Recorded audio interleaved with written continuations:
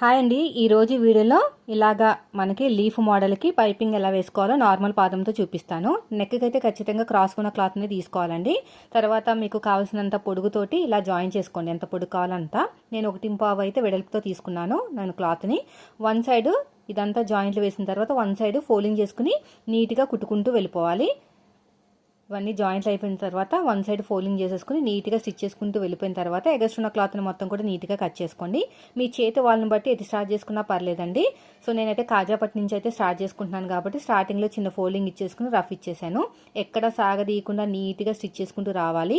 Leaf వచ్చిన చోట ఇలా స్టిచ్ వేసిన చోట చిన్న టక్ ఇచ్చేసుకుంటే మీకు ఫినిషింగ్ అనేది నీట్గా వస్తుంది. 12వ నెంబర్ థ్రెడ్ తీసేసుకుని ఇలా ఫోల్డింగ్ చేసుకుంటూ లాస్ట్ వరకు వెళ్ళిపోవాలి. రెండో సైడ్ మీరు హెమ్మింగ్ చేసుకుంటే ఫినిషింగ్ అనేది చాలా బాగుంటుంది.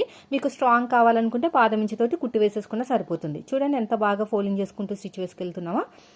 ఇదండి ఫుల్ వీడియో.